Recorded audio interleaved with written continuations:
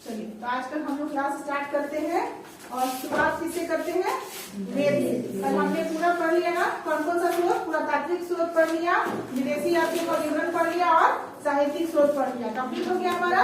ठीक है, उसको रिविजन करते रहिएगा, रिविजन नहीं कीजिएगा, छोड़िएगा कि बस आपका सब सफा चट हो जाएगा। ठीक है, तो आज हम लोग का टॉपिक क्या रहेगा? वेद। ठीक है, ऑलरेडी हमने इसको किया हुआ है बट फिर से इसको हम लोग कर रहे हैं, वेद। तो ऐसा बोल सकते हैं कि जैसे हम कुछ कुछ नाम लेंगे तो आप लोग फटाफट बता दीजिएगा क्योंकि ऑलरेडी क्लास हो चुका है ना। वेद, वेद शब्द का अर्थ क्या होता है? वेद शब्द का अर्थ होता है ज्ञान। क्या होता है? ज्ञान। और आप ज्ञान की बात कर रहे हैं, है ना। तो वेद कितने प्रकार के हैं बताइए? 4 वेद है। क्या क्या नाम होते हैं?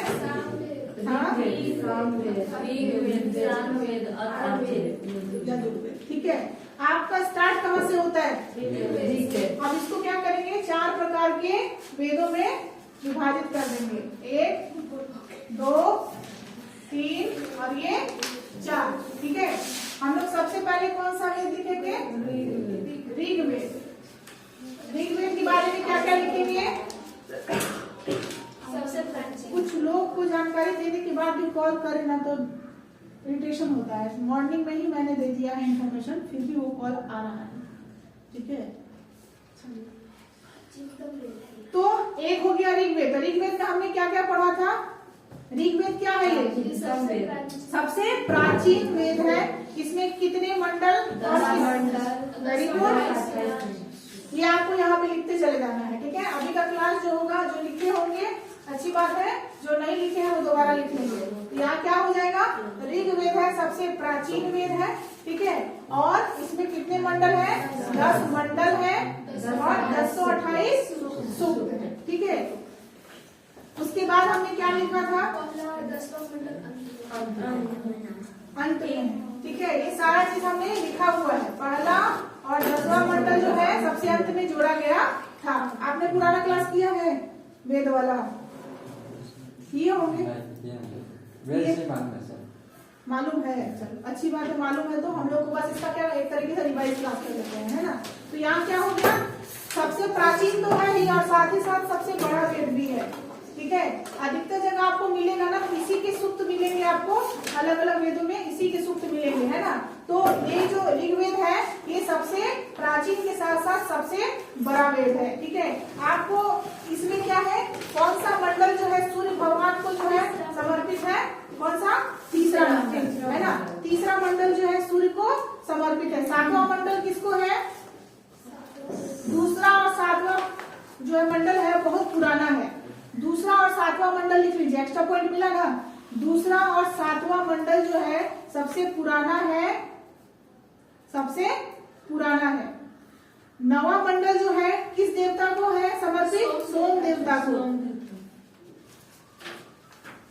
ऋग्वेद का जो उपवेद है उसको आयुर्वेद कहते हैं। क्या बोलते हैं? आयुर्वेद। ये भी पॉइंट लीजिए, ऋग्वेद का उपवेद जो है उसको आयुर्वेद भी कहते हैं, जिसमें चिकित्सा की चर्चा हुई है। आज भी आयुर्वेद की पढ़ाई होती है ना। हाँ, अब तो जो है ये आयुष नाम से जो है पूरा डिपार्टमेंट ही चला हुआ है, medical department. Ayush, A for Ayurveda, Y for yoga, U for यूनानी, है ना, S for मुझे भी नहीं पता।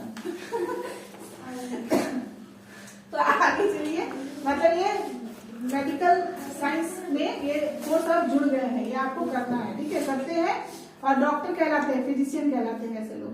चलिए, तो यहाँ किसमें चर्चा हो रही है? ऋग्वेद का एक उपवेद है जिसका नाम है आयुर्वेद। इसमें चिकित्सा की चर्चा होती है और इसके ज्ञानी को प्रजापति कहते थे। क्या बोलते थे? प्रजापति कहते थे। और इसका ज्ञान जो प्राप्त कर लिया उसको प्रजापति कहते थे। क्या बोलते थे? प्रजापति। ठीक है, अच्छा, ऋग्वेद में एक युद्ध की चर्चा हुई थी। ऋग्वेद में एक युद्ध की चर्चा हुई थी, बस उसका नाम नोट कर लीजिए। ऋग्वेद में 10 राज्य युद्ध की चर्चा हुई थी। 10 राजाओं के बीच में जो युद्ध हुआ था ना, 10 राज्यों के बीच की युद्ध की जो है चर्चा की गई है, ये लिख लीजिएगा। दूसरा हम लोगों का क्या आएगा?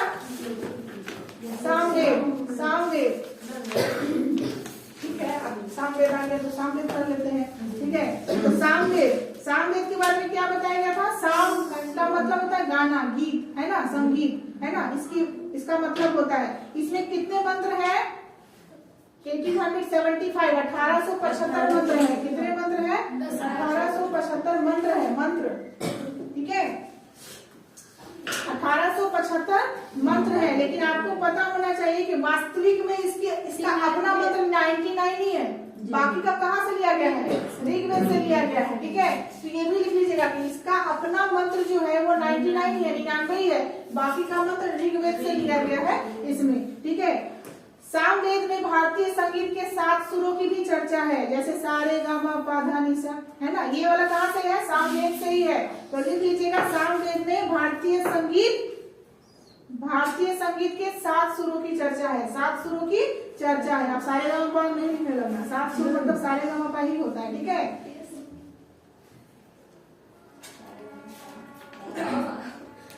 और सामवेद का जो ज्ञान अर्जित कर लेते हैं उनको क्या बोलते हैं? उद्गाता कहते हैं। क्या बोलते हैं? उद्गाता। इसका ज्ञान लेने वाले प्रजापति, इसका ज्ञान लेने वाले उद्गाता कहलाते हैं, उद्गाता।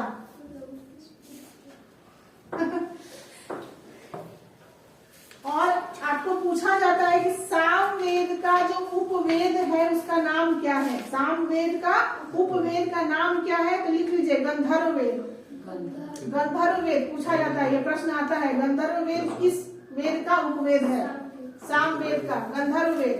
ऐसे संगीत में भी गंधर्व राग होता है, गंधर्व राग होता है ना, तो ये चीज आपको ध्यान रखना है।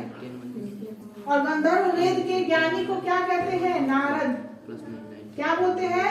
नारद, नारद मुनि। क्या बोलते थे नारद मुनि का डायलॉग क्या है? नारायण, ठीक है, याद रखिएगा। तो इसका उपवेद कौन हुआ? इसका उपवेद कौन हुआ? गंधर्ववेद। गंधर्ववेद जो है उसके जो ज्ञाता होंगे वो क्या बोलेंगे? नारद बोलेंगे, ठीक है। भारतीय संगीत का जन्म भी सामवेद से ही हुआ है, लिख लीजिए, भारतीय संगीत का जन्म सामवेद से हुआ है।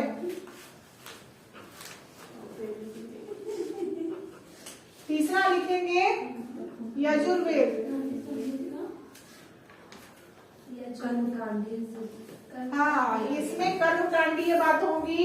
और क्या बात होगी? यज्ञ के नियम के बारे में चर्चा होगी। इसमें 1990 मंत्र होंगे। कितने मंत्र होंगे? 1990 मंत्र होंगे। 1990 मंत्र हैं। यज्ञ से जुड़े हुए, यज्ञ और कर्मकांड से जुड़ी हुई चर्चा इसी में होती है, ठीक है। यज्ञ से जुड़ी हुई और कर्मकांड से जुड़ी हुई जो भी बात चर्चा होगी इसी में होगी। यह एकमात्र ऐसा वेद है जिसमें गद और पद दोनों है, ठीक है। ये एकमात्र वेद ऐसा है जिसमें गद, ये जो है गद में भी है और पद में भी है, ठीक है। गद और पद समझते हैं ना? ठीक है, गद और पद दोनों के रूप में है। तो लिख लीजिए यजुर्वेद एकमात्र वेद है जो कि गद में भी है और पद में भी है, ठीक है। इसको 2 भाग में बांटा गया था, मैंने बताया था, लिखवाया नहीं था लेकिन बता दिया था। एक बताया था कृष्ण और एक शुक्ल, है ना।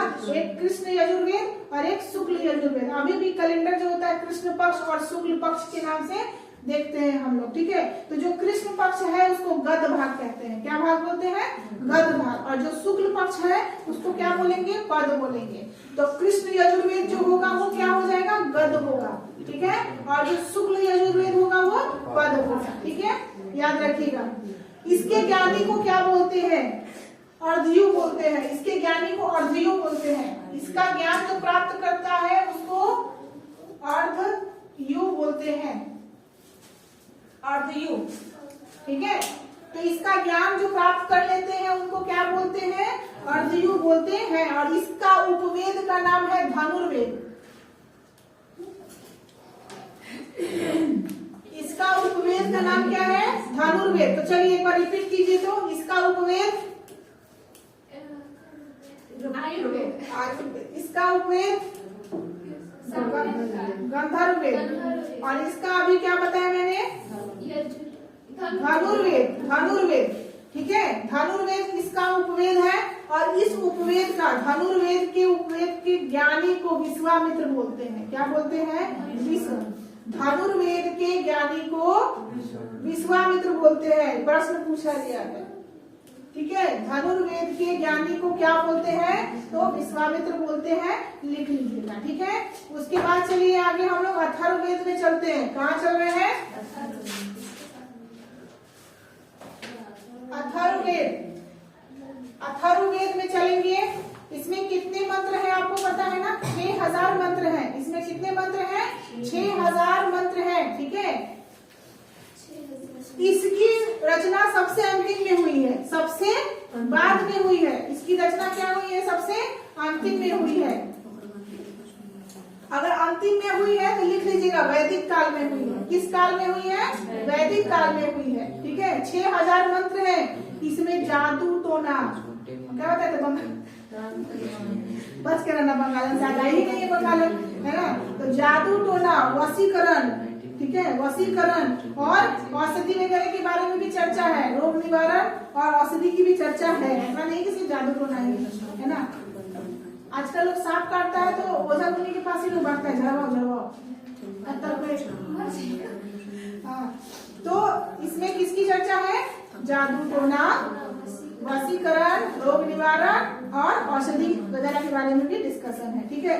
अथर्ववेद के उपवेद को क्या बोलते हैं? शिल्प वेद बोलते हैं। क्या बोलते हैं? शिल्प वेद बोलते हैं।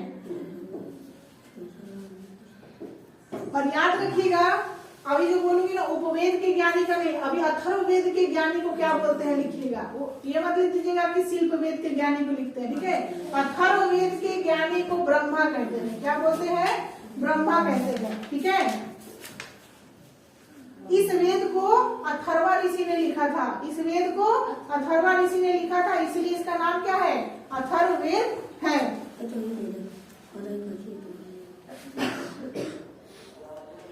अथर्ववेद से जुड़ा हुआ एक प्रश्न इंपॉर्टेंट आपसे पूछा जाता है कि अथर्ववेद में किस किस साम्राज्य की चर्चा हुई है? किस किस राज्य की चर्चा हुई है? तो लिख लीजिए अथर्ववेद में सर्वप्रथम मगध, अंग और राजा परीक्षित के बारे में उल्लेख किया गया है। राजा परीक्षित के बारे में उल्लेख किया गया है। मगध, अंग और राजा परीक्षित, इसीलिए जगह छुड़वाते हैं। समझ में आया? जी कितना फटाक से आंसर हुआ जी, समझ में आ गया, ठीक है। अथर्ववेद में सर्वप्रथम मगध, अंग और राजा परीक्षित लिख दो क्या? तुम लोग का हिंदी तो मेरे से भी अच्छा है। परीक्षित, ठीक है। राजा परीक्षित के बारे में उल्लेख किया गया है, ठीक है।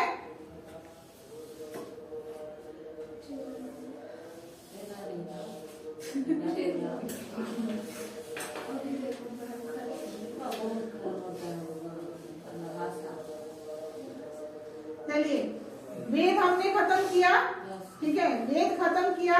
एक आपको आता है वेदांग। क्या आता है? वेदांग। तो नया टॉपिक डाल दीजिए वेदांग। नया टॉपिक लिखिए वेदांग। लिखे हुए हैं? वेदांग। वेदांग की संख्या कितनी है? 6 है, ठीक है। वेदांग की संख्या कितनी हो जाती है? 6 हो जाती है। और 6 का नाम क्या क्या है? शिक्षा, उच्चारण, विधि, ठीक है।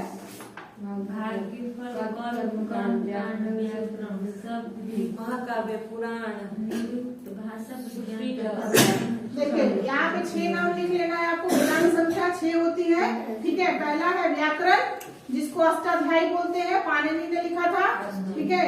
अष्टाध्यायी पाणिनि ने लिखा था। दूसरा है ज्योतिष, जिसको बृहद संहिता भी बोलते हैं, वराह मिहिर के द्वारा लिखा गया था। वराह मिहिर के द्वारा लिखा गया था। तीसरा है निरुक्त। निरुक्त क्या कहते हैं? निरुक्त शास्त्र बोलते हैं इसको। क्या बोलते हैं? निरुक्त शास्त्र। शिक्षा, शिक्षा शास्त्र। कल्प, कल्प शास्त्र। छंद, छंद शास्त्र, ठीक है। ये सारा आपका वेदांग का नाम है। इसको इस तरीके से याद ही कर लेना है, ठीक है। निरुक्त की रचना किसने की थी? यास्क महोदय ने की थी। लिख लीजिएगा निरुक्त। निरुक्त की रचना, निरुक्त की रचना किसने की थी?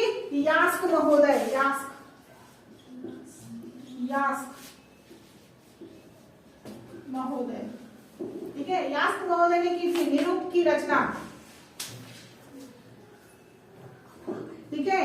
और इसका अर्थ क्या होता है, निरुक्त का मतलब क्या होता है, भाषा विज्ञान, भाषा के बारे में पढ़ाई करना, ठीक है, भाषा विज्ञान। विज्ञान का अर्थ ही होता है किसी की चीज के बारे में ज्ञान अर्जित करना, है ना। विज्ञान का मतलब ये नहीं कि साइंस बोल दिए तो विज्ञान मतलब सिर्फ बायोलॉजी, केमिस्ट्री और फिजिक्स ही पढ़ना है, ऐसा नहीं है। साइंस और या विज्ञान अगर बोल रहे हैं इसका मतलब है कि किसी भी सब्जेक्ट के लिए आप ज्ञान अर्जित करना चाह रहे हैं, ठीक है। चलिए, किसी भी सब्जेक्ट के ऊपर आप अधिक से अधिक ज्ञान लेना चाहते हैं तो उसको भी विज्ञान ही बोलते हैं। क्या बोलते हैं, विज्ञान बोलते हैं। तो इसका अर्थ क्या है, निरुक्त का अर्थ क्या है, भाषा विज्ञान, ठीक है। अच्छा, कल्प की रचना किसने की थी, ठीक है, गौतम ऋषि ने की थी, गौतम ऋषि ने की थी कल्प की रचना। तो नाम सबको ही होना चाहिए, 6 नाम लिख लीजिएगा और जैसे से बता रहे हैं वैसे लिख लेना है, ठीक है। गौतम ऋषि ने कल्प की रचना की थी और वेद और वेदांग को जो पढ़ाते हैं अध्यापक उनको क्या बोलते हैं, वेद और वेदांग को पढ़ाने वाले अध्यापक को उपाध्याय बोलते हैं। क्या बोलते हैं, उपाध्याय। अभी समझ में आ रहा है कि बहुत लोग अपने टाइटल में उपाध्याय लगाते हैं, है ना, लेकिन रियलिटी क्या है कि आप लगाना छोड़ देना चाहिए, क्योंकि अब वो वेद और वेदांग पढ़ा नहीं रहे हैं तो उनको उपाध्याय नहीं लगाना चाहिए। चलिए, तो वेद और वेदांग पढ़ाने वाले अध्यापक को क्या बोलते हैं, उपाध्याय बोलते हैं। नेक्स्ट टॉपिक हम लोग करेंगे पुराण के बारे में। पुराण, पुराण के बारे में पढ़ेंगे तो यार कितने पुराण है हमारे, 18 पुराण है, ठीक है। अब 18 पुराण के बारे में हम लोग अभी जानेंगे, ठीक है। 18 पुराण है, पुराणों की संख्या 18, वेदों की संख्या 4, वेदांगों की संख्या 6, ठीक है, याद रखना है। और हर वेद का हमारा क्या है, एक उपवेद भी मैंने लिखवाया है, उपवेद का भी नाम याद होना चाहिए, ठीक है। और उसके ज्ञाता ज्ञानी को क्या बोलते हैं वो भी याद होना चाहिए। चलिए, पुराण में सबसे पहले ये बताइए कि पुराण की रचना किन 2 ऋषियों ने की थी, नाम मैंने लिखवाया हुआ था, हाँ लिखवाया था मैंने, पूरा अंगिरस का। इसकी रचना महर्षि लोमहर्ष तथा उग्रश्रवा ने किया था। लिख लीजिए, पुराण की रचना महर्षि लोमहर्ष, महर्षि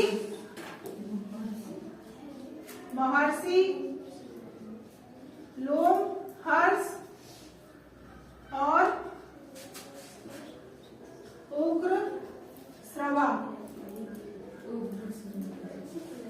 उग्रश्रवा ने की थी। ऐसे इसको ऐसे भी लिख सकते हैं यहाँ पे,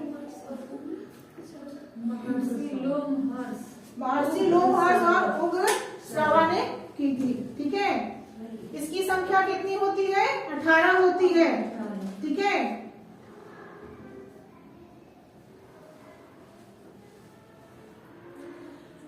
इसे क्या बोला जाता है, 5वां वेद क्यों बोला जाता है, पुराण को 5वां वेद बोला जाता है, ठीक है। ये इसको वेदों का वेद बोला जाता है। क्या बोला जाता है, वेदों का वेद है ये, ठीक है। पुराण को वेदों का वेद कहते हैं, इतना नहीं लिखना, बस जानकारी ले लीजिए, ठीक है। इसमें जो है पुराण को सुनने की अनुमति स्त्री और शूद्र को नहीं थी। पुराण जब पढ़ा जाता था तो उस जगह पे शूद्र और स्त्री नहीं रहते थे, सुनना पाप था, मना था, नहीं सुन सकते थे, ठीक है। अगर आपको सुनता हुआ पाया जाता था तो आपको दंड दिया जाता था, ठीक है। और इसकी बहुत सारी कहानियां भी आपको मिलेगी, पौराणिक कहानियां भी मिलेंगी जो सही भी है, आप सुन सकते हैं कि किसी स्त्री ने सुन लिया था तो उसको कैसे बोला गया था कि आपको जो है पीटा जाएगा कोड़े से निर्वस्त्र करके, बहुत सारा जो ऐसा था कहानी आप जानेंगे। तो मना था, स्त्री और शूद्र को पढ़ना भी मना था, बाद में क्या हुआ, सुन सकते थे लेकिन पढ़ना मना था, पढ़ नहीं सकते थे, ठीक है। मंदिर में जाना भी मना हो जाता था, उस समय की बात है। चलिए आगे इसके बारे में डिस्कस करेंगे हम लोग, और भी हो जाएगा क्लास में। चलिए, पहला पुराण लिखेंगे विष्णु पुराण। विष्णु पुराण में मौर्य वंश की जानकारी मिली है, लिख लीजिए, विष्णु पुराण मौर्य वंश की जानकारी, ठीक है, इतना ही लिख के छोड़ देना है। विष्णु पुराण में किस वंश की जानकारी मिली है, दूसरा जगह छोड़ दीजिएगा और दूसरा लिखिएगा मत्स्य पुराण, इसमें सातवाहन वंश की जानकारी मिली है। मत्स्य पुराण में किसकी मिली है, सातवाहन। और मत्स्य पुराण में विष्णु जी के 10 रूपों की व्याख्या भी की गई है। 10 अवतारों की चर्चा है। विष्णु, भगवान विष्णु के 10 अवतारों की चर्चा किसमें है? मत्स्य पुराण में है। किसमें है? मत्स्य पुराण में है। ठीक है। उसके बाद देखिए वायु पुराण। वायु पुराण में गुप्त वंश की जानकारी मिलती है। बहुत इंपॉर्टेंट चीज लिख रहे हैं आप लोग। ठीक है, ये यहां से भी क्वेश्चन बनता है, वंश का पूछता है, किस पुराण से इसकी जानकारी मिलती है? तो गुप्त वंश की जानकारी किससे मिल रही है? वायु पुराण से मिल रही है। ठीक है। और इसी में बताया गया था कि समुद्रगुप्त का घोड़ा, समुद्रगुप्त कौन है? भारत का नेपोलियन। तो इसी में जो वायु पुराण है इसमें बोला गया था कि समुद्रगुप्त का घोड़ा 3 समुद्र का पानी पीता था। ये क्वेश्चन भी पूछ सकता है।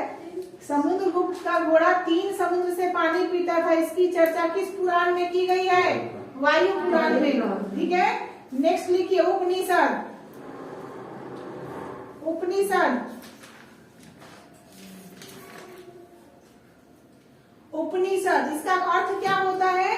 गुरु के समीप बैठकर ज्ञान प्राप्त करना। उपनिषद का मतलब क्या होता है? गुरु के समीप बैठकर ज्ञान प्राप्त करना। एक चबूतरा जैसा बना होता था, पेड़ रहेगा, चबूतरा बना रहेगा, गुरु जी उसी पे बैठे रहेंगे और सब नजदीक में बैठ के ज्ञान अर्जित करेंगे। आज नीचे बैठा दीजिए तो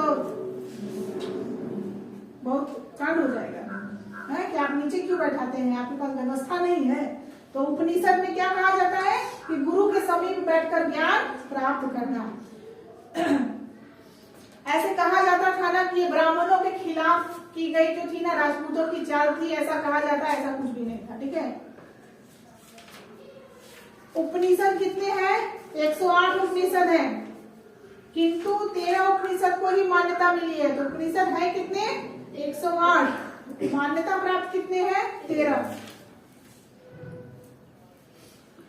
बस इसमें आपसे पूछता है कि सबसे प्राचीन उपनिषद का नाम बताइए। ठीक है। सबसे प्राचीन और सबसे बड़ा जो है उपनिषद है बृहद नारायण उपनिषद। लिख लीजिए। उपनिषद में पहला आपका कौन हो जाएगा? बृहद नारायण उपनिषद। ये सबसे बड़ा और सबसे प्राचीन उपनिषद है। ठीक है। अच्छा, नचिकेता का कहानी आप लोग समझे जानते हैं? यमराज और नचिकेता की कहानी जो चले गए थे। नचिकेता राजा के पुत्र थे। हाँ, यमराज तक का पीछा करते थे, कितना भी बोल रहे थे, जाने के लिए जाते ही नहीं थे, दरवाजे पे बैठ गए थे नचिकेता। तो आज आपको देते हैं, आज आप यम और नचिकेता का कहानी सुनिएगा। ठीक है। ये क्या था कहानी और मुझे कल बताइएगा। कल तो छुट्टी रहेगी, परसों बताइएगा। यम नचिकेता की कहानी पढ़िए, बचपन में पढ़ा है आपने, है ना? हाँ, नाम सुना है। तो नचिकेता एक तरीके से जैसे ये यमराज से लड़ गई थी सावित्री, उसी तरीके से एक नचिकेता की भी कहानी है। तो नचिकेता के पापा जो ना गुस्सा राजा थे, गुस्सा में बोलते जाओ हम तुमको यम को दे देते हैं, दान कर देते हैं, है ना? तो इस तरीके से वो क्या बोलते हैं कि चले जाते हैं। कहानी आगे का आप लोग पढ़ लीजिएगा। तो नचिकेता की चर्चा जो है किस उपनिषद में है? तो कठोपनिषद में है। कठोपनिषद, कठोपनिषद, कठोपनिषद। ठीक है। कठोपनिषद में किसकी चर्चा है? नचिकेता की चर्चा है। यम और नचिकेता की चर्चा है। और इसमें सबसे इंपॉर्टेंट क्या हुआ है? कठोपनिषद में ओम, ओम होता है, ओम, ओम, ये ओम का जो है ना चर्चा है। ठीक है। ओम का महत्व बताया गया है इसमें। ओम का क्या महत्व होता है? ओम बोलने से ये किसी धर्म के लिए नहीं है, ये आप हर धर्म के इंसान इसको उसका उच्चारण कर सकते हैं। इससे जब आप ओम का उच्चारण करते हैं ना, तो अंदर की जितनी भी अशुद्ध वायु है, अशुद्धियां है, वो आपके श्वास के जरिए बाहर आ जाती है। ठीक है। जिससे आप स्वस्थ महसूस करेंगे, फ्रेश महसूस करेंगे। एक बार आप बोल के भी देख सकते हैं कि जब बोलते हैं तो क्या ओम, तो अंदर का जो है ना वायु क्या हो रहा है? बाहर आपका निकल रहा है। तो ये बहुत ही अच्छा माना जाए। किसी धर्म विशेष के लिए नहीं है कि हिंदू ही बोल सकते हैं, मुस्लिम नहीं बोल सकते, ऐसा कुछ नहीं है। ठीक है। जिस तरीके से मेडिटेशन करना सबका अधिकार है, उसी तरीके से ओम का उच्चारण करना भी सबका अधिकार। आप कर सकते हैं इसको, बहुत सुकून भी मिलता है। और ये आप खुद फील करेंगे कि आपके पेट तक में फील होगा, वहां से लगेगा कि वहां से आवाज निकल के बाहर आ रहा है, और जो हवा, जो गंदगी है, जितनी भी निगेटिव एनर्जी है, वो आपको निकल जाते हैं बाहर। जितने भी निगेटिव एनर्जी है वो बाहर निकल जाते हैं। ठीक है, चलिए सब कोई घर पे करके देखिएगा और बताइएगा फीलिंग कैसा हुआ। ठीक है, अच्छा आपसे ज्यादा कुछ नहीं पूछेगा। ठीक है, आपसे पूछेगा संस्कार की संख्या कितनी होती है। हमारे यहाँ संस्कार की संख्या कितनी होती है? 16 होती है। 16 संस्कार होते हैं। ठीक है, और सबसे अंतिम संस्कार क्या होता है? दाह संस्कार। ठीक है, तो लिख लीजिए, हम भारत में 16 संस्कार होते हैं और अंतिम संस्कार क्या होता है? दाह संस्कार। दाह संस्कार सबसे अंतिम संस्कार कहलाता है। अच्छा, कितने प्रकार की विवाह की चर्चा होती है? 8 प्रकार के विवाह की चर्चा है, बस इतना ध्यान रखना है। चलो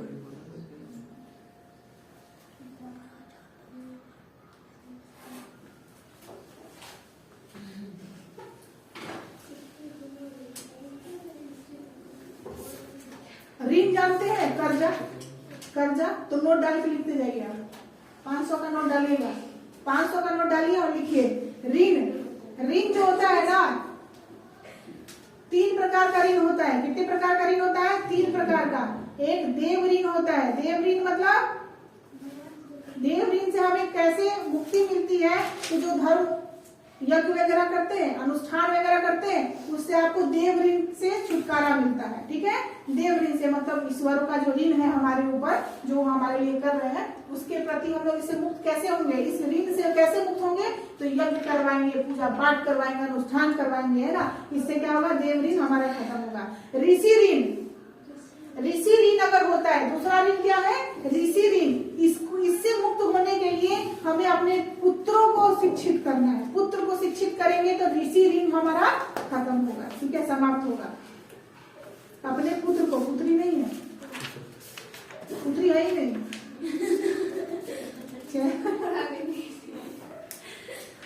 इसीलिए कोई अपने बेटी को नहीं पढ़ाता है कि इसको पढ़ाने से तो कुछ फायदा है ही नहीं। बेटा को पढ़ाएंगे तो ऋषि ऋण हमें खत्म होगा, पुत्री को पढ़ाने से तो ऋण चल जाएगा।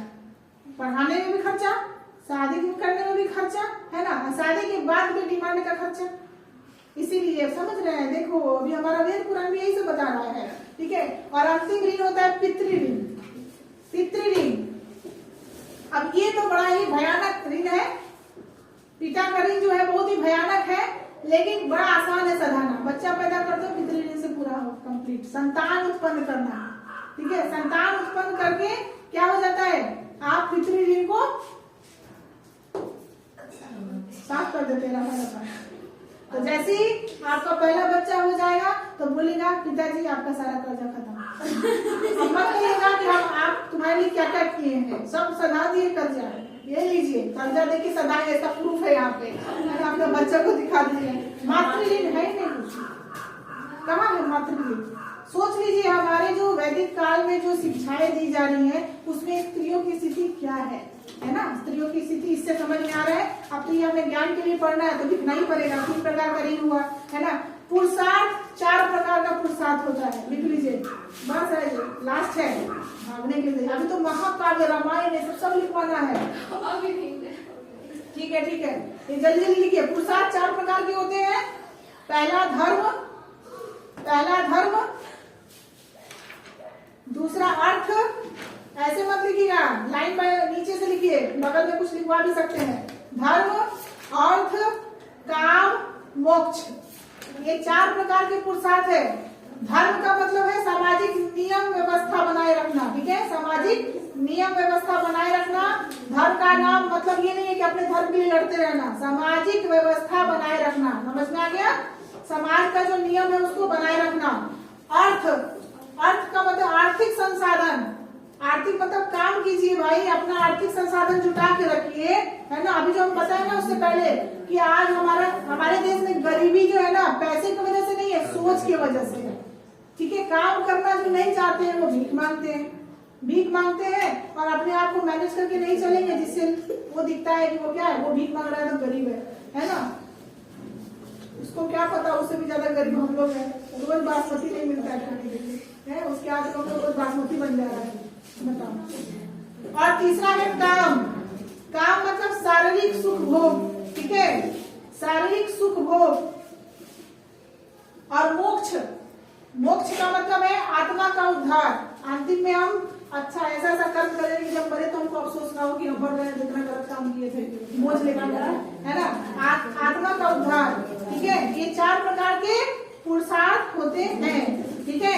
अब एक आपको जो है प्रश्न पूछा जाता है कि जो आश्रम होते हैं ना, आश्रम मतलब एक होता है गृहस्थ जीवन, फिर एक बच्चा वाला जीवन, कितना किस काल से किस काल तक होता है, तो पूछा जाता है, ठीक है। इसको लिख लीजिए, ठीक है, इसको लिख लीजिए। पहला लिखिएगा, नोट डाल के लिखिए,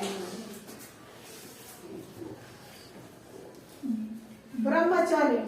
ब्रह्मचर्य जो होता है वो 5 वर्ष से 25 वर्ष तक के लिए होता है। ब्रह्मचर्य हमारा जो चरण है, ठीक है, जिसमें 5 वर्ष से लेके 25 वर्ष तक के समय को क्या बोलते हैं, ब्रह्मचर्य बोलते हैं। इस समय क्या करना चाहिए, अधिक से अधिक ज्ञान प्राप्त करना चाहिए। क्या करना चाहिए, अधिक से अधिक ज्ञान प्राप्त करना चाहिए, ठीक है।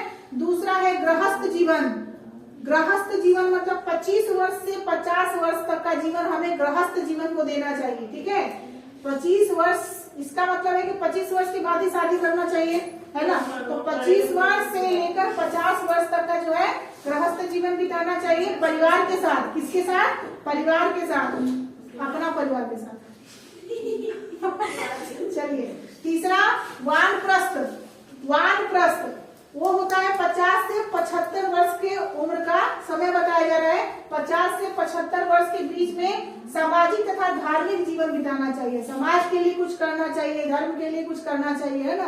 तो ये कहता है कि आप 50 साल से पहले अगर कोई ज्यादा पूजा पाठ में लगा है और अपना काम नहीं कर रहा है, अपना परिवार नहीं देख रहा है, तो गलत कर रहा है, आप नियम के खिलाफ है, ठीक है। आपको नियम भी बोला गया है कि आपका 25 से 50 वर्ष का उम्र जो होना चाहिए, अगर आपका परिवार है तो। अगर परिवार नहीं है तो आप कर सकते हैं, लेकिन अगर आपने शादी की, आपके बच्चे हैं, माँ बाप आपके साथ रह रहे हैं, तो आपको फर्ज है कि आपको देखना है उसको, ठीक है। अगर आपको ये सामाजिक कार्यक्रम और ये धर्म के नाम पे संन्यास लेना है या जो भी करना है, 50 साल के बाद कीजिएगा, ठीक है।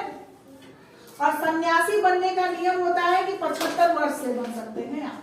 75 वर्ष जब आपका हो जाता है तब आप संन्यास ले सकते हैं। आजकल तो शौक से भी ले रहे हैं लोग संन्यास, ठीक है। तो ये हो जाता है हमारा लास्ट टॉपिक। लिखिए आप लोग अपना, ठीक है। महाकाव्य,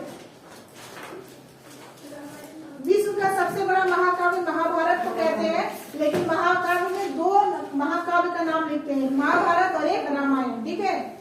लेकिन महाभारत को सबसे बड़ा महाकाव्य कहते हैं। तो लिख लीजिए, महाकाव्य दो हैं, 2 महाकाव्य हैं, एक महाभारत और दूसरा रामायण, ठीक है। रामायण की रचना महर्षि वाल्मीकि ने की थी। रामायण की रचना किसने की है, महर्षि वाल्मीकि ने की थी। और महाभारत की रचना वेद व्यास ने की थी। विश्व की सबसे बड़ी महाकाव्य महाभारत है, ठीक है। और इसको जय संहिता के नाम से भी जाना जाता है। लिख लीजिए, महाभारत को जय संहिता के नाम से भी जाना जाता है। हाँ, इसलिए तो मैंने बोला ना कि इसको लिख लीजिएगा, जय संहिता, ठीक है। और रामायण में लिखिएगा कि रामायण को फारसी भाषा में अकबर ने अनुवाद करवाया था, ठीक है। अकबर के समय में हुआ था। रामायण को फारसी भाषा में, किस भाषा में, फारसी भाषा में पढ़ने का इच्छा हुआ था, तो फारसी भाषा में क्या हुआ था, अनुवाद किया था। अनुवाद करने वाले का नाम था बदायूनी। बदायूनी, हाँ, बदायूनी ने करवाया था, ठीक है। और महाभारत को भी अकबर के समय ही अनुवाद करवाया गया था फारसी नाम भाषा में, जिसको रज्मनामा बोलते हैं। रज्मनामा, तो आपसे पूछा जा सकता है रज्मनामा के नाम से कौन सा ग्रंथ प्रसिद्ध है, तो महाभारत। रज्मनामा किसको बोलते हैं, महाभारत को बोलते हैं। और किसके समय में अनुवाद करवाया गया है, अकबर के समय में। तो आज का क्लास आपका होता है यही समाप्त। कल हम लोग पढ़ेंगे वैदिक काल।